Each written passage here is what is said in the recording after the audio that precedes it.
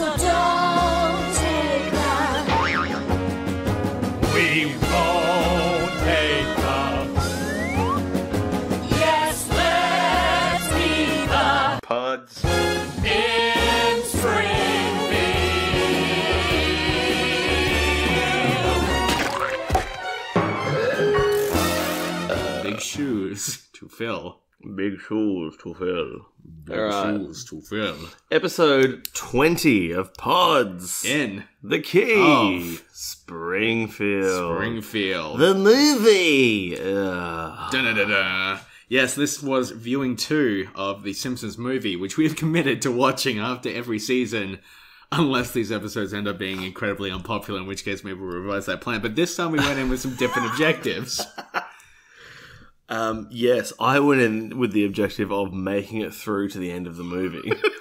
And you know what? I gave you a goal. You know what? I nearly failed. Yeah. You got up and walked off at one point with such fury in your eyes.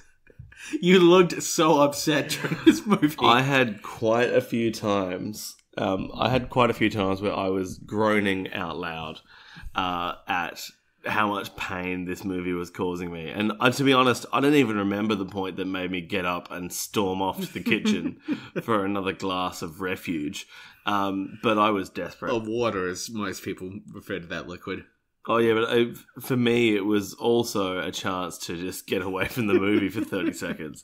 And then I got to my kitchen and I remembered I could still see the TV from it and I was still stuck in this horrible, horrible movie. So I spent most of this movie looking out for the nefarious actions of Dr. Colossus. Oh, Dr. Colossus. Yep. I was on peak Norm Watch. Not that many scenes that I could exercise my Norm Watch privileges, but I was on Norm Watch. I had a few Norman thoughts.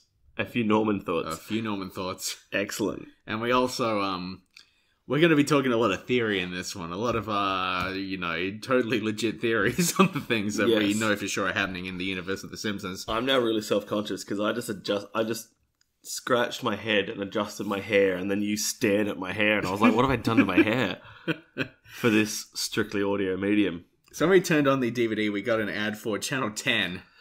And telling us to watch The Simpsons on Channel 10, which reminded us that we have not discussed at all on this podcast the fact that Channel 10 in Australia no longer has the rights to The Simpsons, and The Simpsons is now very difficult to find on the air in Australia. It is difficult to find on the air in Australia. Yeah, which is interesting. I think Al Jean tweeted at us, directly at us, because we are famous Simpsons fans now. Famous. I mean, we tweeted him first, so it was really not a big deal, but he replied. Yeah, they are looking for a new host for the moment. The only way to really access The Simpsons at the moment is actually to listen to our podcast.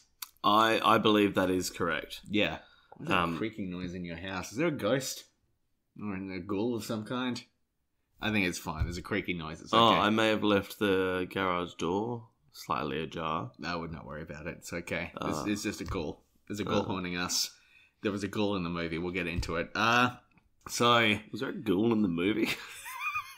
I got some thoughts. Man, alright. So, Channel 10, the show is no longer available, so we're assuming most of the people listening, assuming this is unresolved by the time we put this episode up, are here because it is the only way now to gain access to The Simpsons. Absolutely. Yep, no other...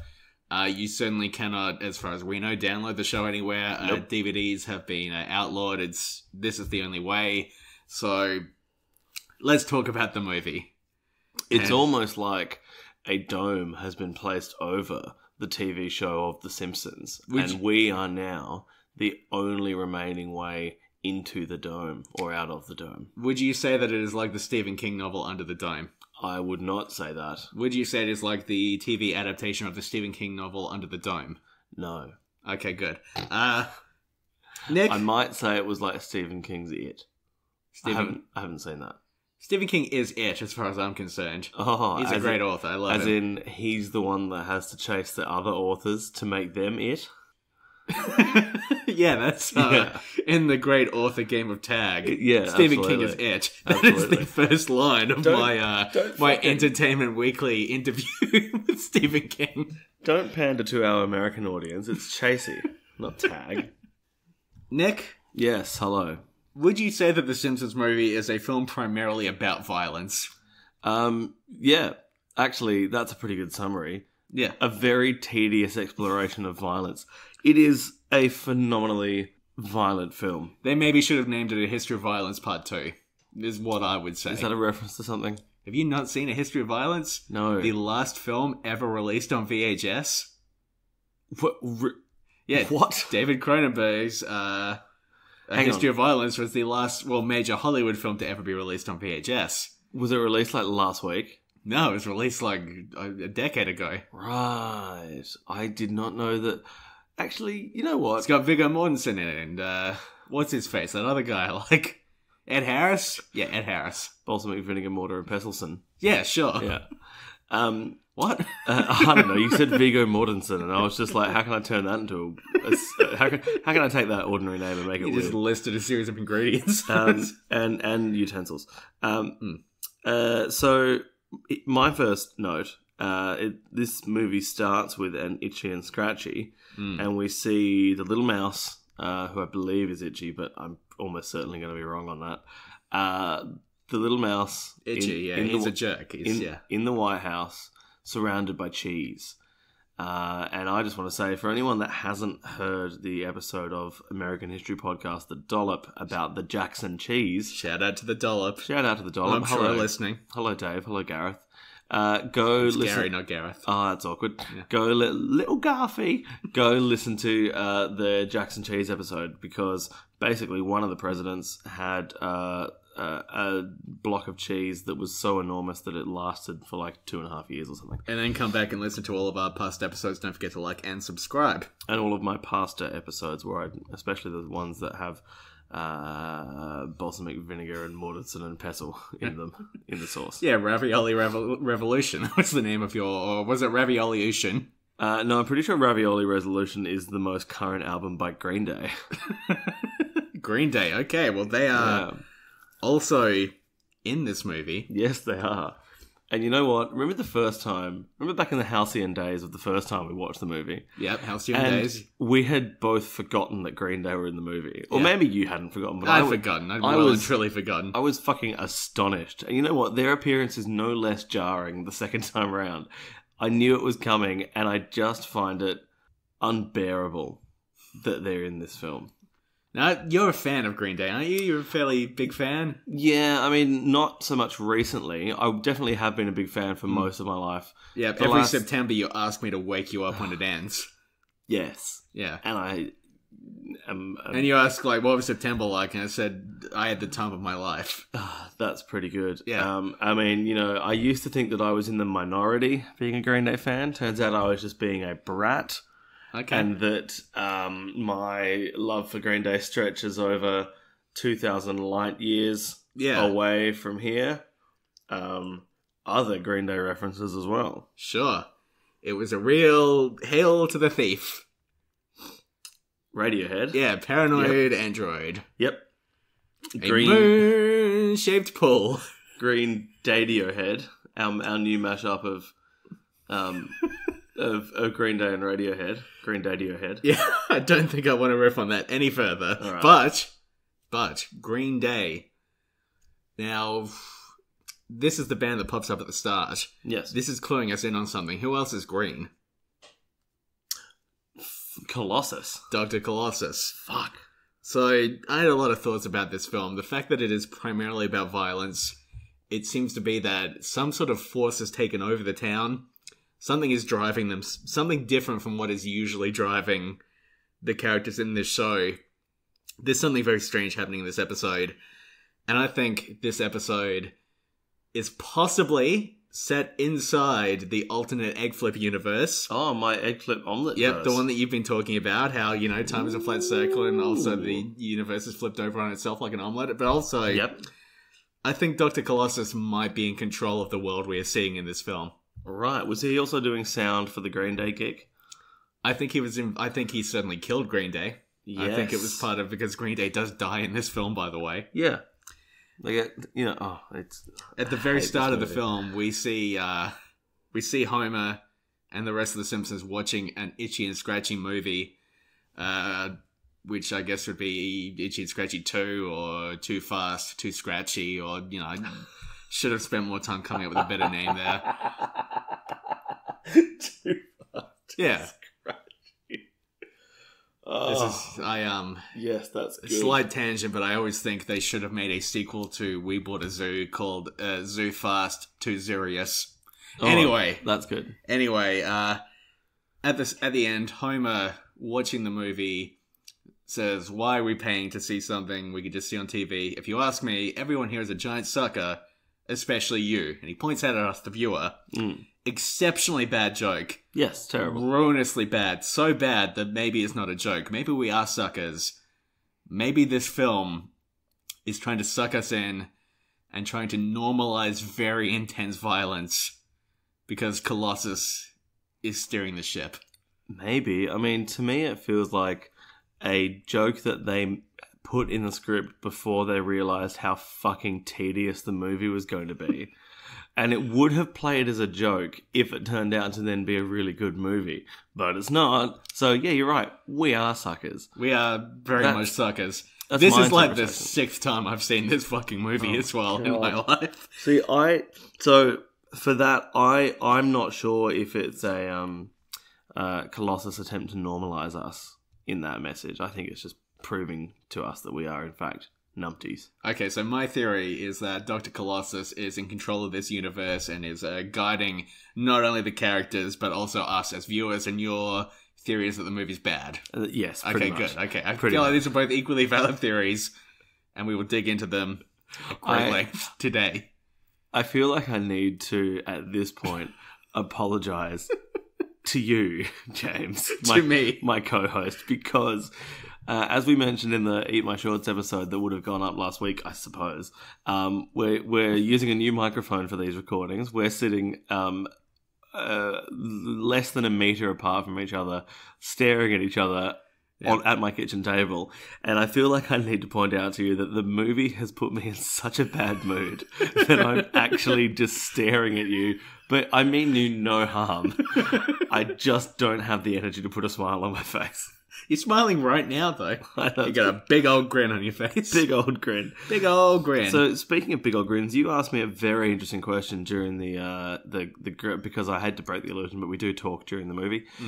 You asked me a very interesting question during the Green Day concert. Do you remember the question you asked me? I believe I asked you where the glasses were in your kitchen because I was thirsty.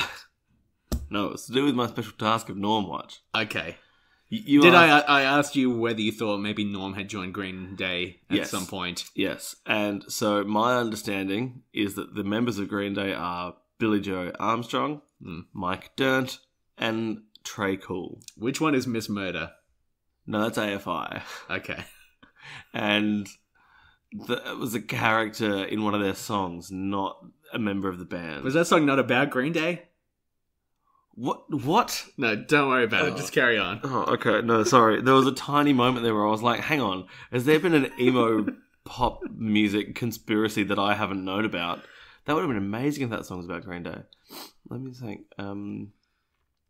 Hey, Miss Murder, can I? You're in the band Green Day. Take my life, I think is the song lyric. Whoa. Yeah.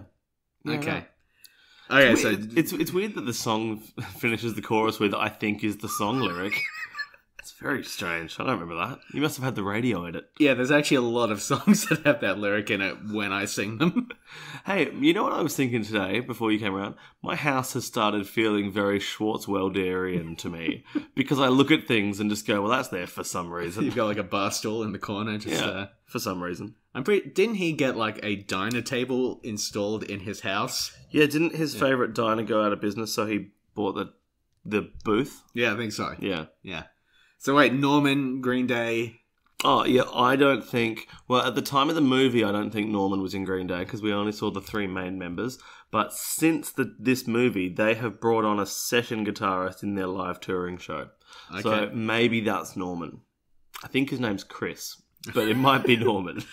I feel like we should point out that Norman, in case anyone has not listened to the first episode of this podcast, yeah, is sugar. a guy who pops up very, very briefly in the first episode that we are convinced continues to pop up in the background of the show. Yeah.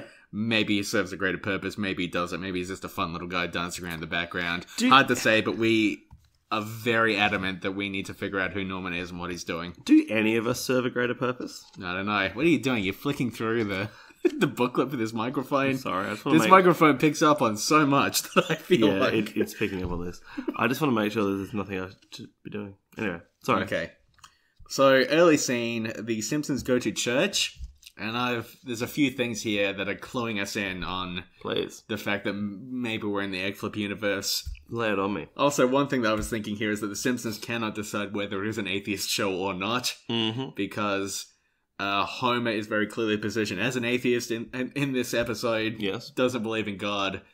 And yet we know that in the Simpsons universe, God actually does exist. He is a proven entity, and he seems to clue them in on a lot of things. There's constant rays of fucking light pointing at things. Yeah. Literal Deus Ex fucking machinas pop up all the time in The Simpsons.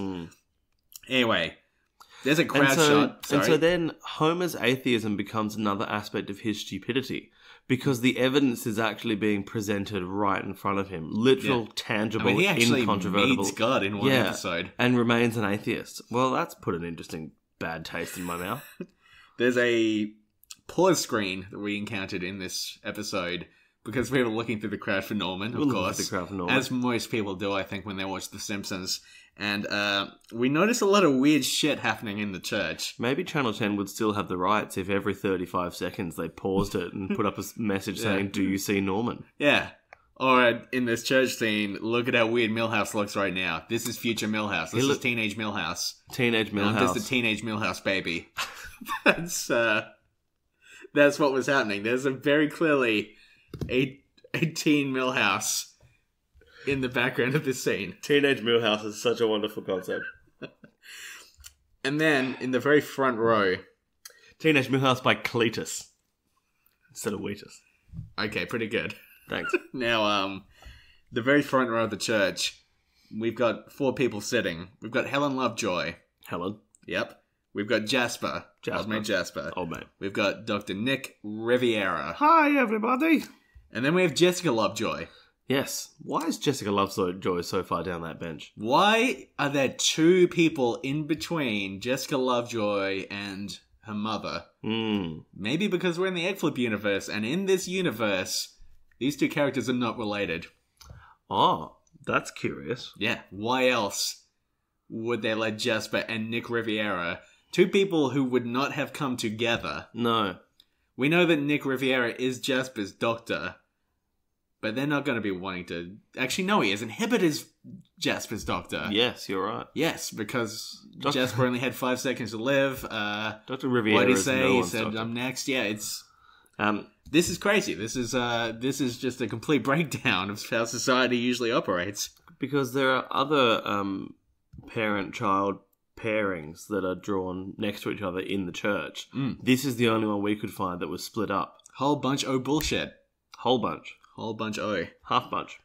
So, Grandpa freaks out, and then we move on to a series of other violent images. We've got Homer putting the hornet's nest in Flanders' mailbox. And shaking it. Yeah. He just could have put it in and walked away. He shakes it like a Polaroid picture. Fuck. And then he gets the hammer in his eye. Yes. Which, every time I see that scene, that fucking hurts. Yeah. Like, it's meant to be a funny moment in the cartoon, but I keep thinking about my eyes. Can we say our favourite word? Visceral. It's It a very is very visceral moment. It's got that squicky noise. Squick. It's got a real squick to it. Squack. And they leave Grandpa in the car and wind the window down slightly. Grandpa would have overheated and died. He's wrapped up in a rug. It's very upsetting. It is very upsetting. Speaking of on the roof scene where you're talking about the hammer in the eye, there is some evidence of egg flip Bart, I think, in that scene. Excellent, Bart. So Homer and Bart start being very silly on the roof. Bart climbs an antenna. He gets shaken around. He has no... Shaken like a Polaroid picture, yes. Fuck. He has no concern about what will happen to him if he falls. Yep. Then he ends up hanging on by a couple of fingers on the gutter of the house. Now, what happens when he discovers Belle's house and he goes to get the remote control aeroplane off the top of the roof in season 2? He's hanging by a gutter and he's very, very concerned, and he's going to fall and he says, "Help, help, I'm going to die." He's very concerned about it. This Wait, which episode is this? I forget the name of it. The one where he goes to work for Belle. Oh, yes, okay. You know what I mean? Yeah, I remember. What's the name of the episode? Mrs. Glick? No, not Mrs. Glick. The old... Not Mrs. Glick. The one that runs the burlesque And it house. became my morning. Oh, the burlesque house? Yeah, Belle. Oh, but you said season 2. That's what confused me. Oh, sorry. It's like season 7 is, when they put the spring in Springfield. Yeah. Sorry, I didn't realise that was all the way up in season 7. Why do I feel like I've watched that episode in the last 2 weeks? Maybe I have. You've just listened to the song. Yeah, I've just listened to the song at the start of Pods. In the key. Of Springfield. Sorry. When he discovers that house and he's going to fall, he's very, very worried. Here, where he's going to fall from an equivalent distance, he's 2 stories up. Doesn't care. No consent at all. Egg flip Bart. Violence is normalized. Falling is no longer a big deal. Pain is acceptable. There's some shit going on in this fucking movie. It's a real stupid... This fucking terrible movie. It's a real stupid movie. Colin, Lisa's little love interest, is very clearly Bono. Should we get Bono on the podcast to talk about it? No. Are you sure? Yes. We could talk you two to him. What I think we should do is we should find out how to hack Bono's iPod and then, or his iPhone, and then just preload all of Pods in the Key of Springfield onto it. See how you like it, Bono. I think Bono would like our show. I don't know what Bono likes. I don't know what his personal tastes are, apart from stupid, bloody purple-coloured sunglasses. I know that he doesn't like Vertigo. No. And, I'd assume he likes going to the zoo. He's somewhat... Maybe watching a zoo roper. He's somewhat perplexed by streets that have no name, which makes me think he's into maps. Yeah. He probably has visited Joshua Tree, if I had to guess. Mr. Joshua Tree. Yeah. Yes, excellent. Joshua T. Tree. Tea Tree. T. Tree. I like his oil. That's probably enough on Bono. Bono. But we see his dick. We've talked about Bart's dick a lot on this podcast, like more than we probably should have.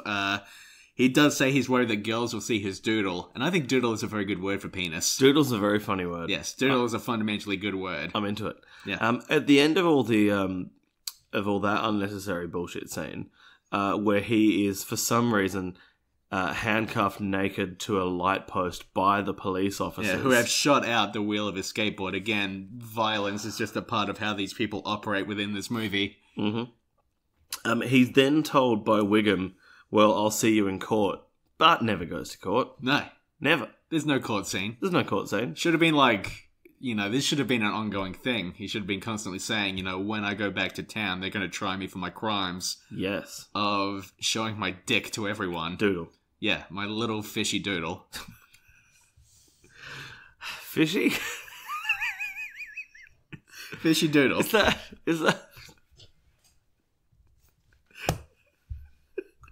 Oh, fishy doodle. Fuck. Fishy doodle went to town riding on a pony. Fishy doodle went to town. Okay, so the police chain this naked boy to a pole where people gather and laugh at him. Yep. I'm watching this thinking, just like if you strip away what is meant to be the joke here, this is fucking ridiculous. Oh, it's the worst. This is, I can't really find the funny side of this. This is literally a 10-year-old boy chained to a pole naked while people laugh at him. Yeah, it's ridiculous. And I feel like, there's a lot of that sort of thing in this movie where there's just stuff presented as funny. Yep. That, we view it, maybe if people view it as funny, it's because they're there to see a comedy movie and they just, they're geared up to laugh at things regardless of whether they're actually funny or not. But this is a deeply troubling scene. And look, I don't want to get into the business of trying to rewrite jokes from the show, because that will get a bit tedious. Sure. But guess what I'm going to do? I'm going to rewrite that joke. Is this Nick's rewrite corner? Yes. Do we have a sting? Wait, hang on. What are you doing? You're picking up your phone? No, hang on. So there'll be some seconds that we can cut out here, but it'll all make sense. It'll all make sense. No doubt.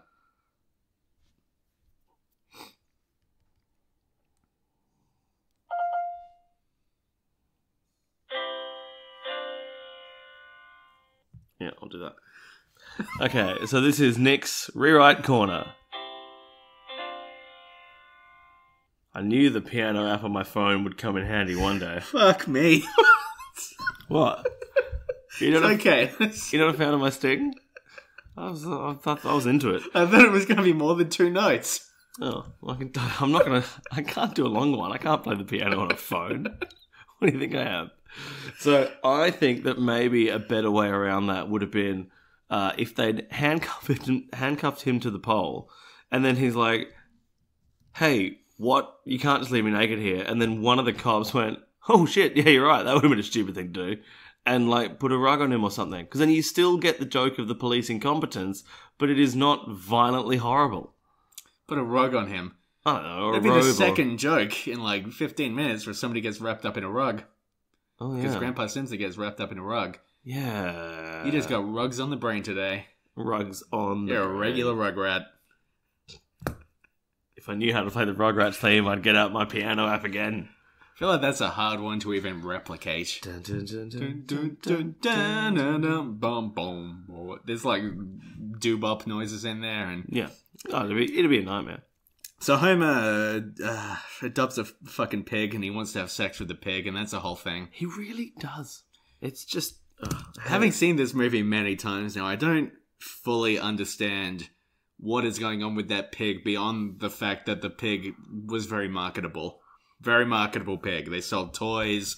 They put him on every poster. Yeah. Marketability seems to be the only reason Spider Pig pops up. He was in every trailer. It's like, look at this pig. This pig's the star of the film. Homer's going to try to fuck the pig. When we were stuck in the pre-roll ads for Channel 10... Yeah. Did you notice that there was one point where I threw my head back and said, "Oh, for fuck's sake, Spider Pig! I'd forgotten all about it." I did notice that, yes. The Spider Pig does vanish from the film at a certain point and is never even alluded to again. Yeah. Yeah. What do they... There's a lot of stuff that they set up in this film and then just abandoned completely. I think he pops up in the show again seasons later. Really? I think so. I haven't seen that much modern Simpsons. I'm looking What if forward to- Simpsons modern? Spider Pig Well, see, maybe appear again. in Australia, we wouldn't know about what would happen if Simpsons were modern because we have no way of legally viewing season 29. Well, the good news, of course, is that eventually we'll get up to those episodes, and then the people of Australia will know what happened in them. Do you mean in this podcast called Pods in the Key of Springfield we'll get up to those episodes? I do mean Pods in the Key of Springfield, a podcast that, in my opinion, people should subscribe to and give 5-star reviews to on iTunes. I've listened to every episode of that show. I fucking love it. I think it's okay. Yeah, I mean, I actually don't like it when they do the weird whispery bits. I mean, to me, that's fine, but when they get meta, that's what really pisses me off. Yes. Okay, what else happens in this fucking movie? There was a bit where they show Homer and his son Bart, but Homer's got this son Bart in the TV show The Simpsons, and it carries over into the movie, and they go fishing. And Homer catches fish by throwing a bug zapper into the water, and all the fish rise, and he starts biting into the fish, and the fish are electrocuting him. At this point, you threw down your book and screamed, "Why are the fish storing electricity? They're not capacitors." They're not. Nick, I'd like to put it to you that you are a nerd. Yeah. I am. I really enjoyed how specific your issue was with that. It wasn't just like, this is a dumb, shitty scene. It's like, this is not realistic to a fish's ability to store electricity. Yeah, because when he grabs it out of the water the first time and gets a shock, maybe I'll let them have that one. Because as far as we know, the bug zapper is still in the water. Mind you, what is the bug zapper plugged into? He did not have an electricity generator. He puts it on that battery. He's got the thing. Oh, he's got the battery there. He does, yeah. Okay. I'll give him that. But when he bites into the fish for like the second or the third time and it's still shocking him, that's just insane. Yeah. And it made me so angry because, as I screamed, fish are not capacitors. It does feel several times throughout this movie like they are working very hard to fill a very short runtime, while at the Yes. same time having about 70 different fucking subplots in this film. One of which being that a little buddy boy wants to be a Flanders. Yes, and there's a very interesting scene where Ned and Bart go up to the top of a hill, Yeah. and Ned points around and says, you can see the 4 states that border Springfield. Ohio, Yes. Nevada, Maine, and Kentucky. Now I, being an Australian, what is not an American, had to look that up on a little map. And I've got the 4 states, and I do not understand why those 4 states were chosen, because as you can see, and look, I encourage listeners to go do this. I found there's a website called amcharts.com where you can select states of America, and it will keep them highlighted on a map, which is helpful for someone like me who doesn't. That's cool. There's a site like that called Google. You just type in whatever you want, and it just tells you what to look at. Nope, because that wouldn't do all 4 at the same time. Whereas this one allowed me to highlight 4 at the same time. Now, the bit that What gets... about Bing? Could Bing do it? Chandler Bing from Friends. Yeah. Could I be any more interactive map? 2 of the states actually adjoin each other, and then the other 2 states are heaps far apart. It seems like a weird pairing of 4. I wonder if they did that... Can you have a pairing of 4? You can have a grouping of 4. A grouping of 4. Seems like an odd grouping of 4. I wonder if they did the grouping of 4 because they were very easy to distill into a single image. That's probably what it comes down to. But I thought it was odd. Why not have more spread out states? Why the 2 are joining each other when the joke is... Because the joke is meant to be, here are 4 states that are clearly not adjoining each other, Yeah. and 2 of them are. Yes. It is very odd. I'm still back on your Chandler Bing joke, trying to decide if I like it or not. I think ultimately I do.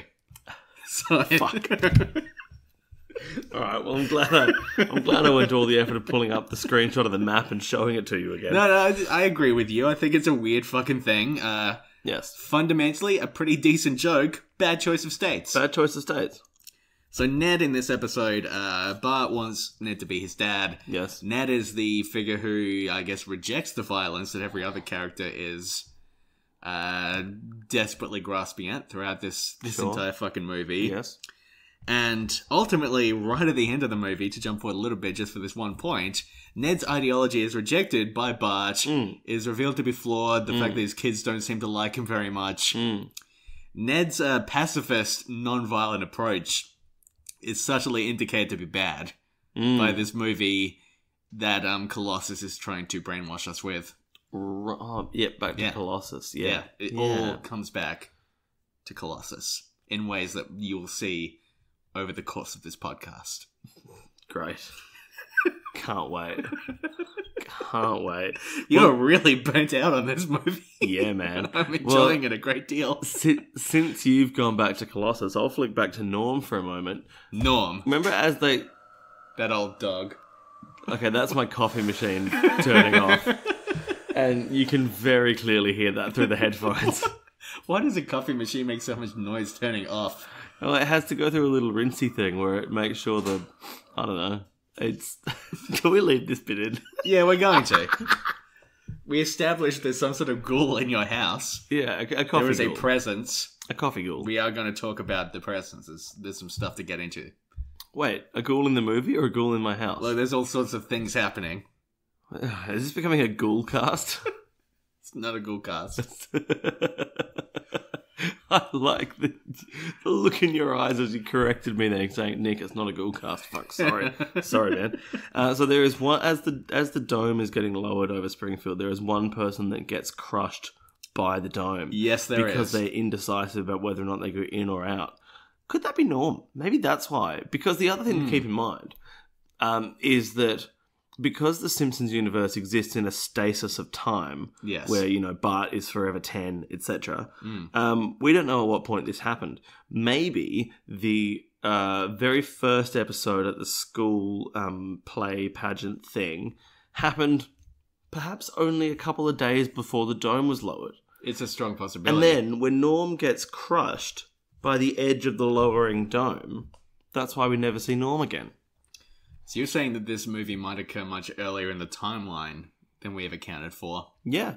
It's possible because I mean, there are certain elements. There's a few markers of The Simpsons progressing. I feel like we don't see most of them in this film. We don't see, for instance, Apu's children. Oh no, they are in a crowd scene. Are they? I did see them in a crowd scene when Homer's coming back triumphantly with the motorbike. Okay. There's not a possibility those are just different children. Oh, maybe. I mean, this is the egg flip universe, I'm pretty sure, Ooh. So there's all sorts of things that could be happening. How does Norm factor into the egg flip? Speaking of chronology, I've started rewatching the first series of Jamie Oliver's TV show. Oh my god. Alright. And in the last episode, it's a Christmas special, and he goes back to his house, and he gets the scooter out of the shed, and he gets given a basketball ring. And those two things are critical in the second series. You see him riding a scooter in every episode, and normally shooting a basketball hoop at the bottom of his stairs. I didn't realise that they had that continuation from season 1 to season 2. Alright. I wasn't expecting Jamie Oliver to come up, but Sure.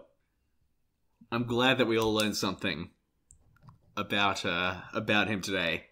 Yeah. Here on this podcast. This Ghoulcast. Yes, this Ghoulcast about The Simpsons. Yes. God. So there's a whole pollution subplot as well. Oh, yeah. Lisa wants the town to be less polluted, but then it becomes too polluted. There's a scene that I really like of Lenny and Carl putting a giant cork in a tap leading out of the power plant. Yeah, that's good. And it's very nice and cartoony. Yeah. And I feel like maybe the movie would have been better if it had committed to that silly sort of cartoony tone more than it does. I feel like this movie is so all over the place tonally. It is all over the place. It just, like, there's scenes in each kind of tone that I kind of like, but it never fucking commits. It's very strange. It never lands. Homer runs over Mole Man in one scene. Mole Man's dead now. Mole Man's dead now. Again, just violence is normalized completely. A raccoon attacks a squirrel. Is that a thing that usually happens? Are raccoons vicious creatures? I don't know what the hierarchy of raccoons and squirrels is. Bart, when he sees the squirrel with multiple eyes, picks up a stick and immediately jabs the squirrel in 5 of those eyes. Yeah. Very brutal, very upsetting, very fucking weird. This is a weird... It's not good. Weird movie. Too violent. Don't like it. Eventually we meet President Schwarzenegger. We talked about him a lot in the first episode, but I think we need to touch on him again. Because he now fits perfectly into the egg flip universe. Absolutely. Because, as we mentioned before, it is the Simpsons character Rainier Wolfcastle, yep, who now is sitting with a nameplate that says President Arnold Schwarzenegger. He's not Schwarzenegger. He's Rainier Wolfcastle. But in this egg flip universe, they are different iterations of each other. Yeah, it's very strange. And I don't really remember how well formed my egg flip universe theory was when we first watched the movie. And I don't know if I picked up on that. But this time it was inescapable. We are seeing more. I mean, this movie is dripping with the molten egg at the center of the flipped omelet. Yeah, the pan is overflowing. Universe. There are too many eggs in the pan. We've cracked it. Yeah, cracked it. You've put just a little too much capsicum, or for our American listeners, bell pepper, into the omelet, and it's just flowing out over the edges. Yes. President Arnold Schwarzenegger says that he misses Danny DeVito. Oh. Which I think is a nice little nod to our podcast, because we have mentioned several times that we miss Danny DeVito in The Simpsons, and that Danny DeVito is a fucking treasure. We need more of the Veets. Danny DeVito, if you are out there, if you are listening, and I really hope you are, because we are big fans. We're fans of you. We're fans of Mara Wilson, your daughter in that one movie that she was your daughter in. We want both of you to come on the podcast. I would like nothing more than this to become It's Always Sunny in Springfield, the Danny DeVito Simpsons podcast. Sure. So, Mr. DeVito, just between you and me, Mr. DeVito, I am happy to get rid of Nick if that is what it takes. I will absolutely cut him from the podcast, and it can just be you and me. But don't tell him I said that, because I really value my friendship with Nick. You know, even though you're whispering into the microphone, you know that I'm the one with the headphones on to monitor the sound. I literally heard everything you said about cutting me out. Okay, one moment, Danny DeVito. It's me again. I think Nick's onto me. So we're going to have to make this happen faster than I originally expected, okay? I'm sorry, but it's the only way. So I'm going to get rid of him tonight, okay? Even though I really value our friendship, Hey, and he's what been the really fuck? good to me. we're birthday brothers. You can't get rid of me. What was that, Nick? So at one point, Grandpa cocks a shotgun at his own family. Yeah, he's going to kill his family. And that's just after Nelson said, I'm going to be using a red arrow so I can detect who I've killed. Yeah, there's a scene of the entire town turning on the Simpsons and planning to kill them.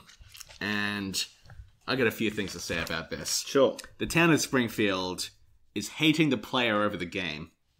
They are singling out Homer and the Simpsons family, and they are planning to kill them while missing the real enemy here, because it is not the Simpsons who put down the dome. It is not the Simpsons who has run the government in a way where people, proper procedures are not being followed within this town to prevent issues like this happening. It is not Homer who instigates this sort of campaign of terror upon the population of the town.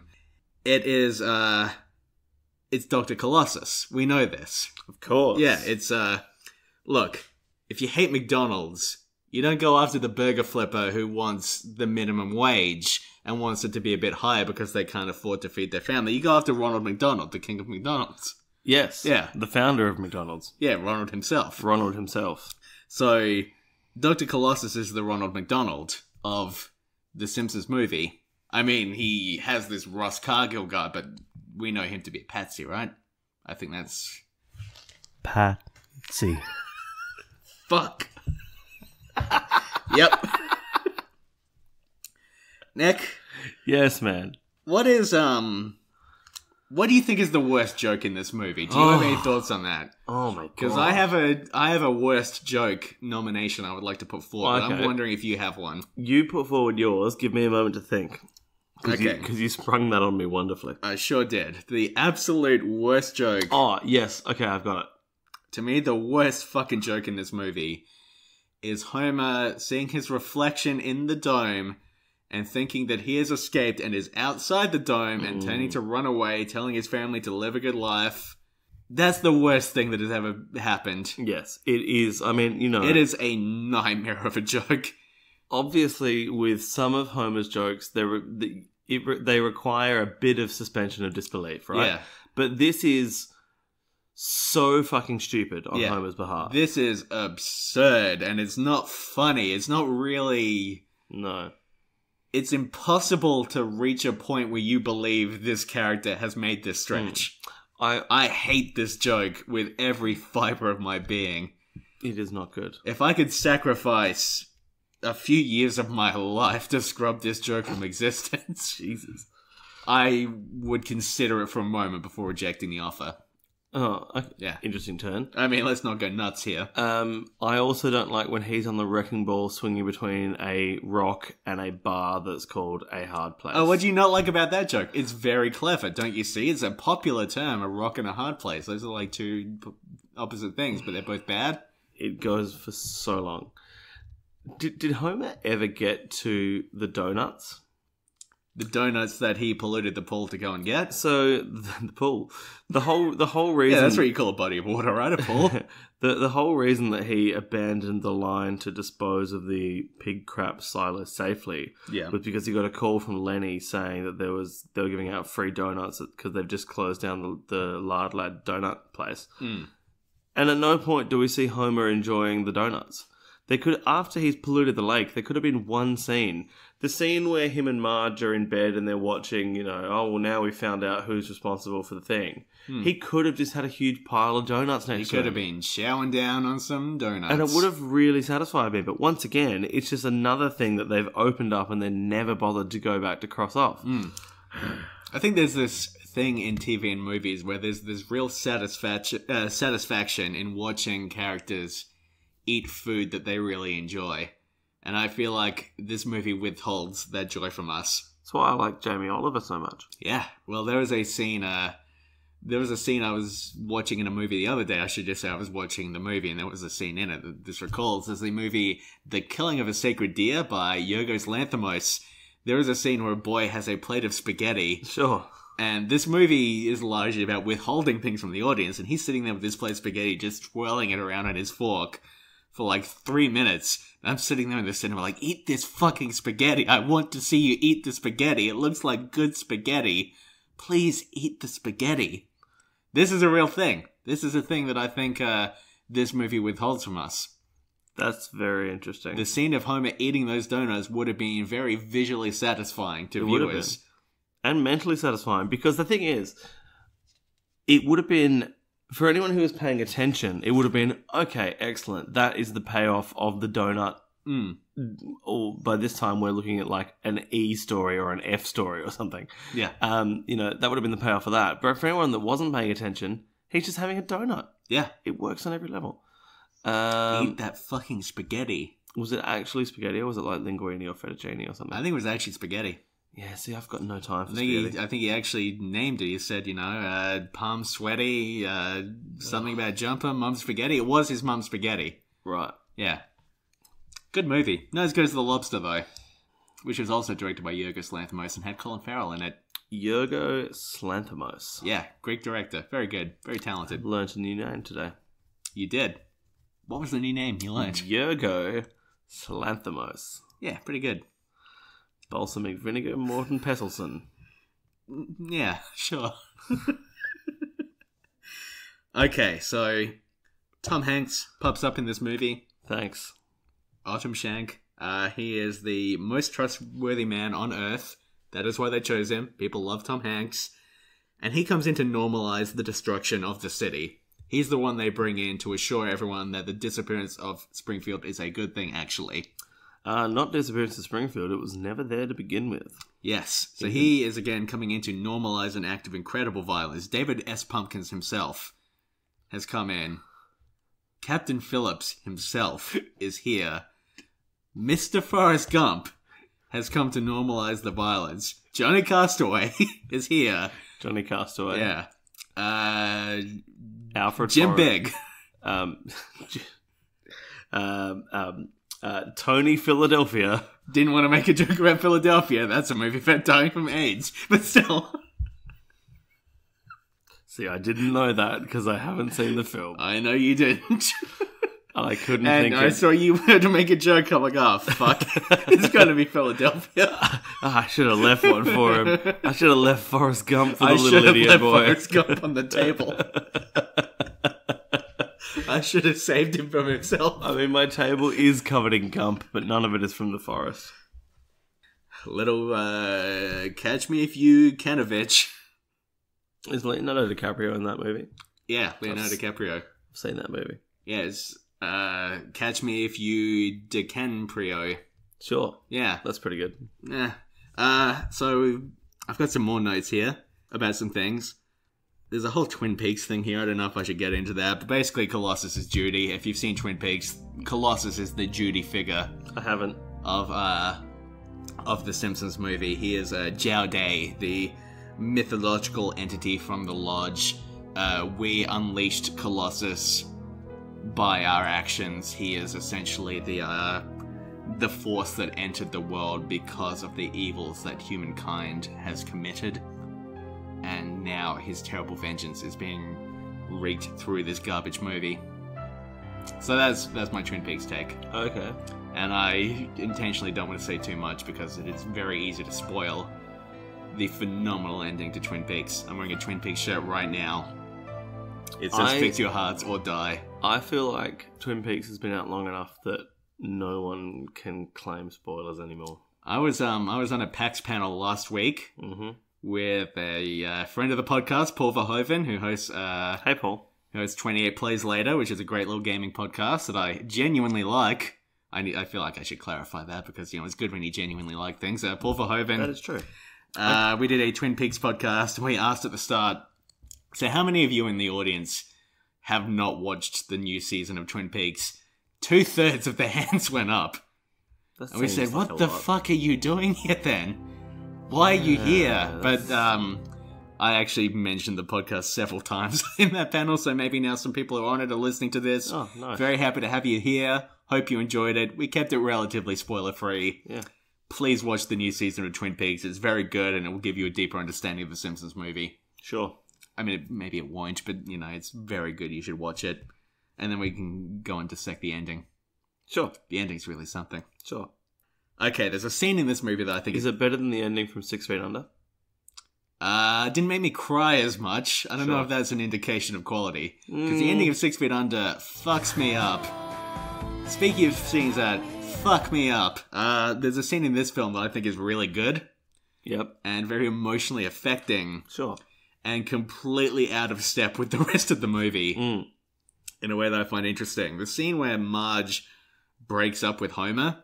Yes. And she's got the video and she's taped over their wedding video and she gives this very frank assertion of their marriage and their relationship. Absolutely. And essentially admits that, you know, she's a victim in their relationship and she holds him to a much higher standard than he holds him on a higher pedestal than he deserves. Yes. And, you know, she's convinced herself that he's a better person than he actually is. Yes. And she's leaving him for all of these very reasonable reasons. Yes.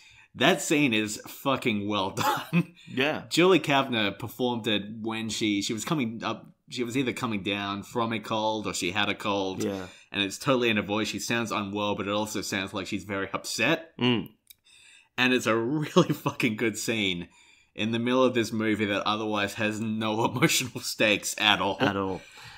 There is one minor issue I have with that scene. Sure. And it means that we're going to go back to Nick's rewrite corner.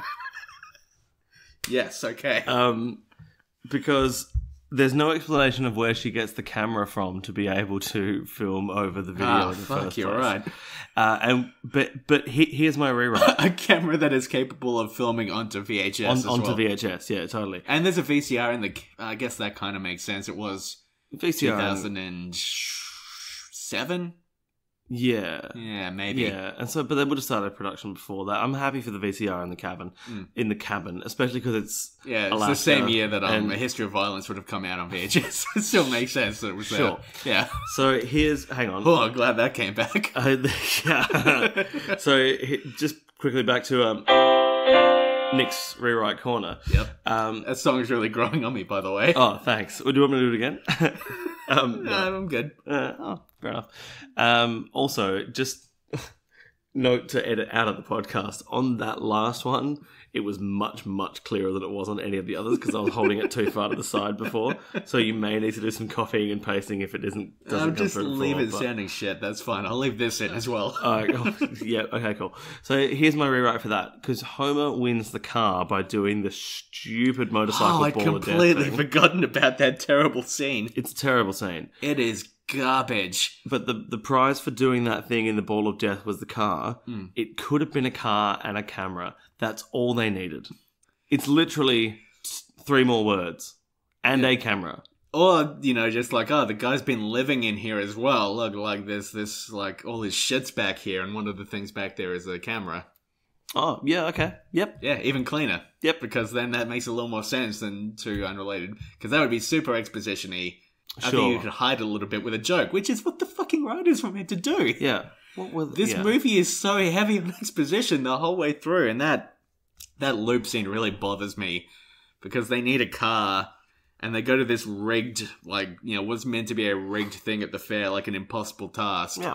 And then the solution isn't like they find a trick to it, or, you know, like something that happened earlier in the episode earlier in the movie informs what happens. It's just like, Homer needs to complete this impossible task, so he does. Yeah, That's it. He does. That's it. It's ridiculous. Yeah. Because Lisa just tells him accelerate at the top when it's scariest, and he does that. Not even like a metaphor for the movie. You know, accelerate when you hit the scariest point. That doesn't really apply to the rest of the movie in a way that I find satisfying. I mean, the only thing is, though, at Homer's very lowest point at the end of the movie when the whole town is against him, he does go for the hero option. Yeah, but it's still very dumb. That's me being super fucking generous. Super generous. To this horrible, detestable movie. Man, that breakup scene. Also, the use of why do birds suddenly appear Yep. every time you're near, just like me. They long to fly away. They don't know where their home is. Very... The thing is, that song... The Nelly Furtadentas. Yeah. That song is so tied into, like, their relationship Yeah. in a way that resonates and works for me. And I find the early episodes on their relationship really effective and nice. And, like, Yes. it comes back here and very good scene. Very good scene. In a movie that's not very good. And then they go immediately to a crazy, stupid bullshit scene. Yeah. Well, Homer gets taken in by the Inuit witch doctor, I guess. Yeah. And, Some trees beat him up. It's very nicely animated. It's got a classic, like, David Silverman look to it. I don't mind the epiphany scene. And because the Simpsons have a history of animated epiphany scenes. I don't think his epiphany is particularly good, but still. No, his epiphany is terrible, but Yeah. the way it's animated is quite nice. Have you had an epiphany? Have I had an epiphany? Yeah. My epiphany is I don't like this fucking movie. Yeah. Yeah. Which I used to think I enjoyed a great deal. Yeah. Boy, howdy, were you wrong. Well, I'm out of notes. I got so- some more. I got some more things because we haven't discussed the ending of this movie really. Sure. Colossus. Is that because in the first episode where we did this, I caused us to tank the episode so hard so that I didn't have to think about the movie It was anymore? like 10 p.m. as well recording that one. We were Yeah, just that's true. fucking exhausted. So as we've established, Colossus pulling the strings here. And Colossus is obviously framed as a Bond villain in the few sort of times, or a sort of G.I. Joe, Malibu Stacy enemy figure. Sure. So Colossus shows his true Bond villain side by informing the entire town through Russ Cargill that the town is going to be destroyed in 15 minutes before doing it. Yeah. He should have pulled Adrian and Watchmen and just fucking gone ahead and done it. I have a question that I've only just thought of. Okay. Do they explain at any point? So, Homer has So, we see at least 2 mobile phones in this, right? We see Homer's mobile phone, Yep. and we see What if Homer had mobile phone? If Simpsons modern. comic book guy recording on a mobile phone in the church when Grandpa's having his breakdown. Yep. Doesn't anyone in Springfield have relatives in another city where they could ring up and say, hey, you know that this has happened, right? You know, I was thinking about that in the movie while watching it, and I thought, I guess they just don't. I guess they just don't. Yeah. But surely Homer could contact Herb and say, look, I know that we've had our rough patches, but I think you get should the DeVites back. get the DeVites back. Why is the whole movie not about Danny DeVito? Maybe when President Schwarzenegger says that he misses Danny DeVito, what he actually means is, I've read the script for what's about to happen. What we need is Danny DeVito to come back in the form of Herb Powell. Yeah, or maybe in this Egg Flip And then- universe, Homer and Herb never met. Who can say? Oh, yeah, egg flip. I keep forgetting we're in the egg flip verse. Yeah, maybe Herb is just out there being a wealthy industrialist still. More than likely, the recession really fucked him up, actually. The global financial crisis. Yeah, which I think actually happened the year this movie came out, so maybe it's, you know... Yeah, late 2007, 2008 was the GFC. Yeah, okay. Hey, we're approaching a 10-year anniversary of the global financial crisis. Oh, yippee. Yippee. So that's definitely something worth celebrating. I imagine so. So Homer comes to the town and he climbs up onto the dome and he slides down the rope, knocking like 8 people off and presumably killing them. Because they have climbed a very long way up. This is the start of a tremendous death toll in this final scene. Yes. Munn comes along with a 2x4 and seems to beat 3 bullies to death. Yes. He kills Jimbo, Kearney, and my- Dolph. and yeah, my your hair idol Dolph. My style icon Dolph. Yeah. I've recently got a haircut to take some of the length out because I was able to recreate a Dolph picture. Yeah. And so Yeah, you were dolphin hard. I They saw you dolphin. which was They hate the... which wasn't that the byline of the Flipper sequel? Flipper 2, Dolphin Hard. Yeah. Yeah. And then Fast Times at Dolphin High. when they blow up the dome, Wiggum, or one of the characters says, it's a miracle. Everybody survived. Nobody's dead. I'm Wiggum. And then they show Dr. Nick Riviera, Yeah. who has been impaled by a huge chunk of glass. And what really fucks me up about this it's very clear the glasses hit him in the dick. Yeah, it is very much pointed in a way that would Yeah. suggest that. It is between his legs. You see most of his upper torso. You see his legs either side. This thing has annihilated his dick area and he dies from it. What adjective would you use to describe... His obliterated dick? You trying to get me to say decimated? I feel like you're trying to get me to say decimated. What, insofar that 1 in every 10 of his dicks has been destroyed? Yeah, that's why you were trying to get me to say decimated, so you could say that. Because I'm a smug piece of shit. No, I also think that most of these people in the town would have pretty severe abrasions when the glass dome obliterates and turns to fragments that shower down on them. Yeah, like snowflakes. Because some of made them of glass. Because some of them would have been falling from quite a height too, because the dome was really big. Yeah. She'll have horrible, horrible gashes. And then Maggie kills Russ Cargill. But we know that the true evil force, Colossus, Jowday, to use the Twin Peaks expression, is not gone. And we know that evil still exists within the town. Over the final credits, we get a scene of Mr. Burns and Smithers sitting in Mr. Burns' manor. Yes. Mr. Burns says, Smithers, I don't believe in suicide, but if you'd like to try it, it might cheer me up to watch. And that line is really fucked up. That is a really bad line. 13, 11, 14. Yeah. Lifeline. Yeah, it's not funny. No. It's just a really fucked up thing to say to someone else. Yeah.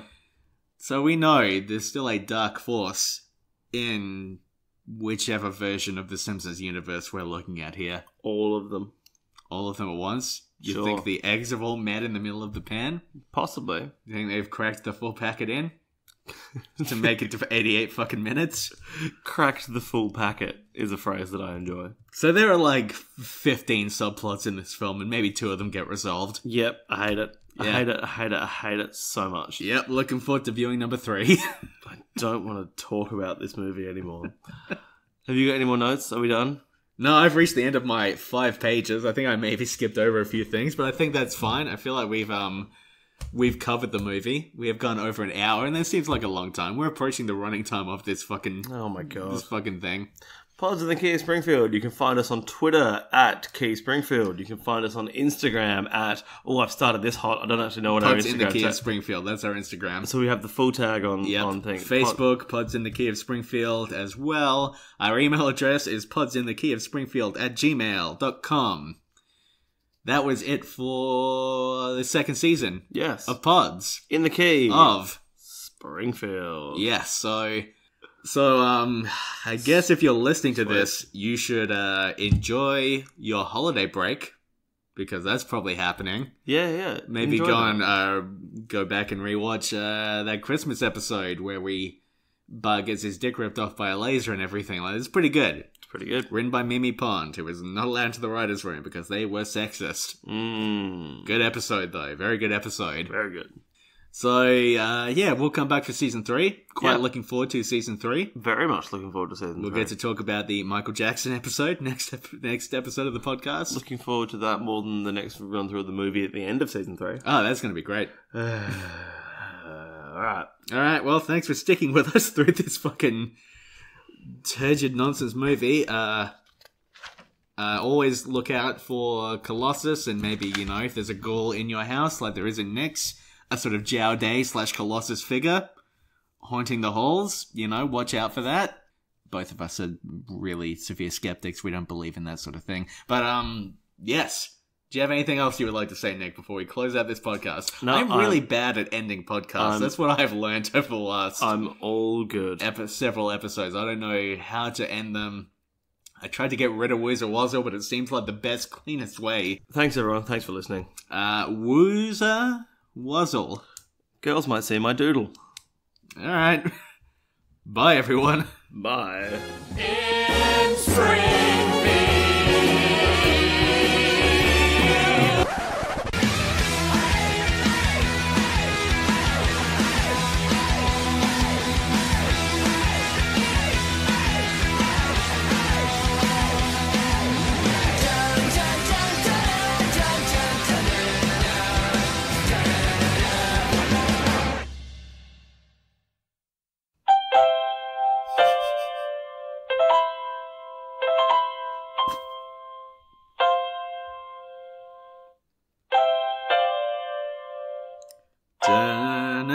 na na na na na na na na na. Da na na na na. Oh fuck, that was so close. Na na na na.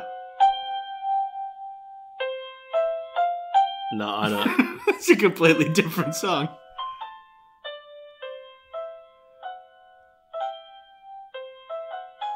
I don't know how to play the Simpsons song. Close enough.